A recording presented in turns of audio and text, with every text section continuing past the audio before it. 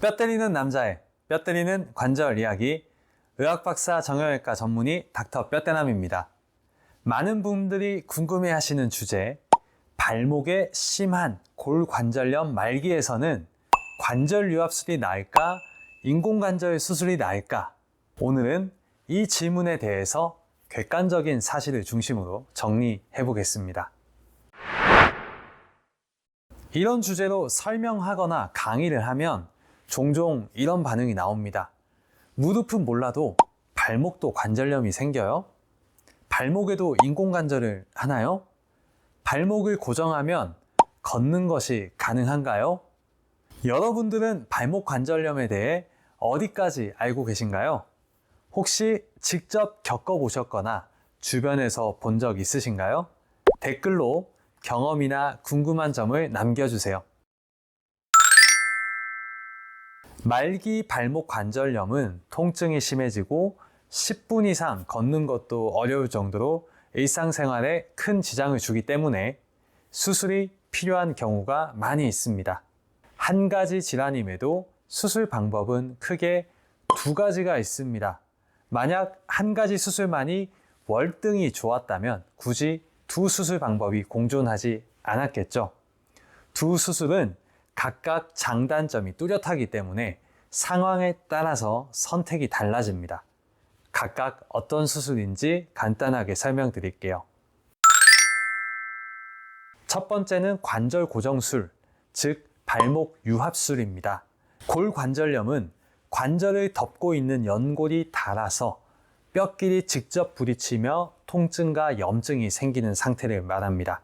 관절 유합술, 고정술은 이렇게 망가진 관절을 완전히 고정시켜서 더 이상 움직이지 않게 만드는 수술입니다. 움직임이 사라지면 마찰도 없어지고 대부분의 통증이 사라지게 됩니다. 두 뼈는 마치 하나의 뼈처럼 완전히 붙게 되며 통증 없이 걷는 것이 가능해지는 경우도 많습니다.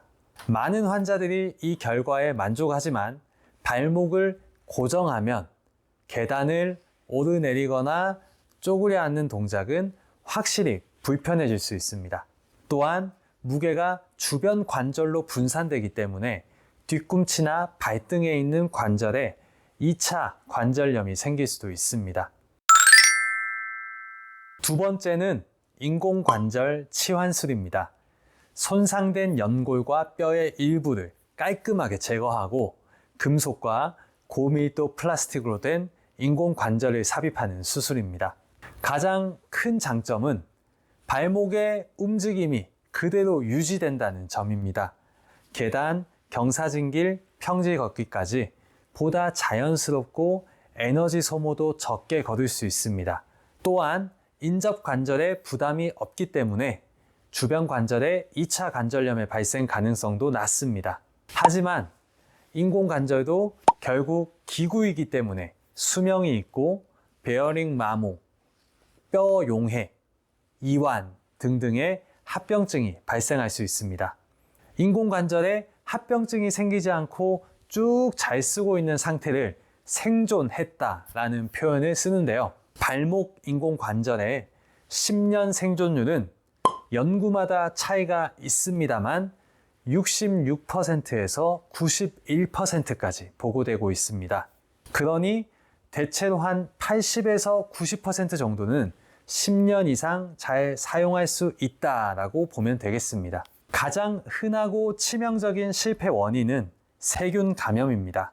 감염이 생기면 인공관절을 제거하고 임시 시멘트를 넣거나 유합술로 전원하는 등의 재수술을 해야 되는데 특히 발목의 거골은 작고 복잡하기 때문에 2차 수술이 매우 어렵습니다. 또한 삽입 위치나 정렬 상태가 좋지 않으면 인공관절이 비정상적으로 빨리 마모되어서 재수술을 해야 될 가능성이 올라갑니다. 그럼 어떤 수술이 더 좋단 말인가요? 정답은 사람마다 다 다릅니다. 젊고 활동량이 많으며 무거운 것을 들거나 뛰는 일이 많은 분들이라면 발목 유합술이 더 적합합니다. 농촌, 어촌에 계신 분들처럼 험한 길을 걷고 힘쓰는 일을 하시는 경우에는 인공관절이 쉽게 망가질 수 있습니다.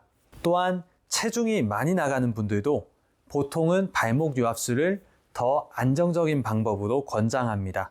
반대로 활동량이 적고 엘리베이터를 자주 이용하고 실내 활동 위주인 도시 생활을 하시는 분들께는 인공관절이 더 나은 선택일 수 있습니다.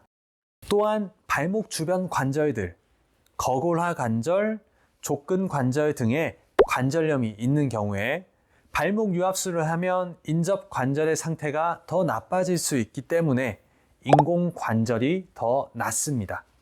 허리 협착증이나 신경학적 질환으로 인해서 발목의 근력이 약한 분들, 예를 들어 발목이나 엄지발가락을 힘차게 들어 올리지 못하는 경우라면 인공관절의 장점이 무의미해지기 때문에 관절 유압술이 더 적절합니다.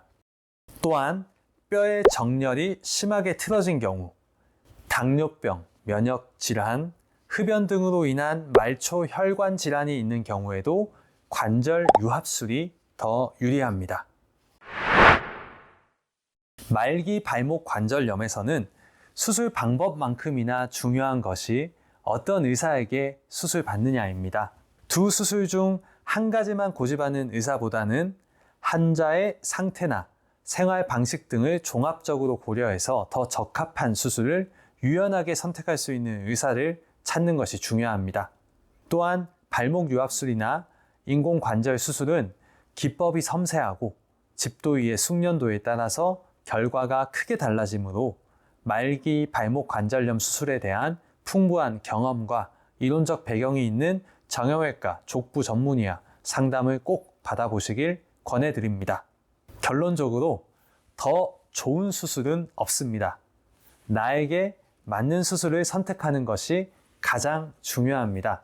발목 인공관절은 관절의 자연스러운 움직임을 보존할 수 있고 유압술은 통증을 없애고 반영구적으로 유지된다는 장점이 있습니다. 그러나 인공관절은 수명이 있고 예민하며 재수술의 가능성이 상대적으로 높고 발목 유압술은 움직임이 제한되며 인접 관절에 부담을 줄 수 있다는 단점이 있습니다. 나이, 활동량, 관절의 상태, 뼈의 질, 기저질환, 직업 등을 종합적으로 고려해서 결정해야 합니다. 그리고 수술 전에는 장기적인 예후까지 반드시 생각해야 하겠습니다. 참고로 발목은 무릎이나 고관절에 비해 해부학적으로 복잡하고 작은 구조이기 때문에 수술 후 회복이 더딜 수 있고 만족도가 떨어지거나 합병증 발생률도 상대적으로 높습니다. 하지만 정기적인 검진과 꾸준한 관리로 좋은 결과를 만들어낼 수 있습니다. 지금까지 말기 발목 관절염에서 유압술과 인공관절 수술 중 어떤 선택이 더 나을까에 대해 이야기해 드렸습니다. 솔직히 말씀드리면 저는 개인적으로 인공관절 수술을 더 선호합니다. 하지만 현실적으로 인공관절이 정말 적합하겠다, 오래 가겠다 판단되는 경우에서만 시행하고 그 외의 경우는 유압술을 선택하고 있습니다. 더 궁금한 점이 있다면 댓글로 질문 남겨주세요. 지금까지 닥터 뼈대남이었습니다.